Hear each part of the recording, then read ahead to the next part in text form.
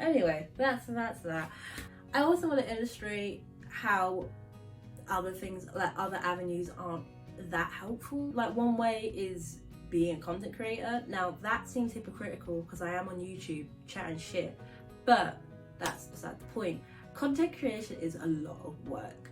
I have content creator friends who literally will wake up and then go to sleep at, like, say, midnight, and all they're doing is content creation. And it's a full-time job. Content creation is work. It takes people years, eons to be able to sustain themselves from content creation, and even then they face challenges due to if they're marginalized in any way, shape or form, or from like a marginalized background. It is a lot of work, and I don't think as a musician I have the time, and this is just a me thing, I don't have the time to make sure I get the right cameras, you know, make sure I get the right looks, get the right ring lights, whatever, on top of being a musician. Like, I don't have the energy to become a content creator because I am disabled. There's a thing called Crip Time we have in the disabled community, and it's basically like things that you do normally if you're non-disabled, like washing up, as you can see here. Can you see? I don't know. The things like washing up will take me, you know, maybe 3 days to do, where it might take someone 15 minutes. It's things like tidying my room, or, you know, washing my clothes might take me an extra week because I just can't get around to it. It's things like, I just went out last Saturday and to see a bunch of friends, which is the first time I've done that since I don't know when the fuck. And I had to spend 2 days recovering in bed because I was so sick. And to be honest, I'm gonna say 3 days because Tuesday I wasn't feeling great, but I pushed through when I should have done.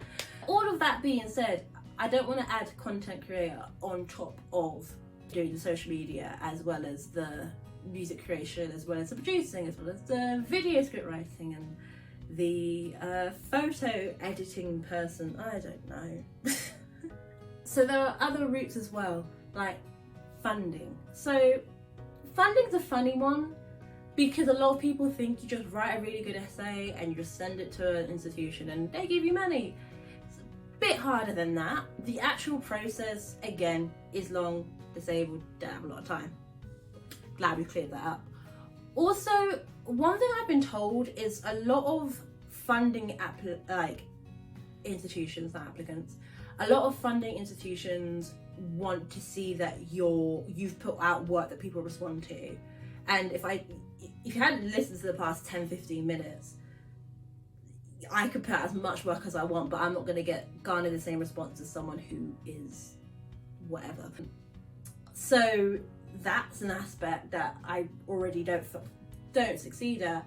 But also, to be quite honest, like, I am new at this, so there are some funding things that I shouldn't apply for, and there are other funding things that I could apply for, and that's great. And I actually have got funding, you know, for one thing, which is really cool. That was in January, but that was when we had COVID restrictions, and I felt a bit better about myself and my career. And then in February, I want to say February 24th, Boris Johnson announced that all masks are going away, there's no such thing as COVID testing anymore, PCRs, who are they? So that meant that I had to drop out of a performance because they refused to make people wear masks and stuff, and it was just so disheartening. And it was funny because it literally, if it was the week that I thought it was, there would have been masks and I could have performed. Because it was the week after, I couldn't. It's ridiculous. A lot of funding institutions require you to be in person so you can do a performance or, you know, be a resident artist. And again, I've gone through why I can't do that.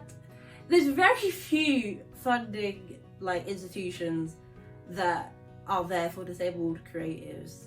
In my position, mind you, because there are some low-risk disabled people who, you know, can do all that. There are very few institutions that will see what I'm doing and what other people are doing in my place and support that, because, you know, it's an institution. Abolition. And like the last thing I want to talk about, which again I know it's been said to me before, is the expression of just focus on your art.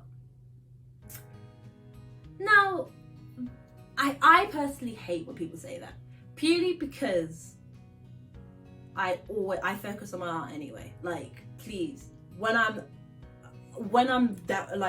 taking a break from work, I will just be writing a song, or like I will get up in the middle of the night and just write something quickly because I had inspiration, which is what we artists do. I don't like that because it just makes me feel like people are assuming that I'm fame hungry. That makes sense, which I'm not. I'm not fame hungry. I'm not just being a business person. But when I'm in survival mode at all times, because COVID was kind of on fire, inflation, etc, etc, etc, other things happening too, I don't have the energy to focus on my art. When I have to go and do a 9 to 5 and a plus an extra job, all that stuff, who has time to focus on their art? You know, like, it's such a catch-22, because it's like, to focus on your art, you need time, you need like to not be working all the time, but then you need money to do, and it's just, oh my god, it's just all these things. And I think, yeah, it's just not as simple as people make it out to be. A lot of musicians, or a lot of actually creators, to be honest, know that this is the case, and they know that they're not going to see a return in most of the art projects they produce, because, you know, streaming sucks, and these platforms suck. I hate to say it, but it's true. But often their return comes into other things, like, hey, I don't really like your work, let me work on this thing. It leads to other projects and opportunities and networking and blah, blah, blah, blah, blah. I go back to it and say, when you're in survival mode with COVID and disability, I don't have the luxury to create all the time.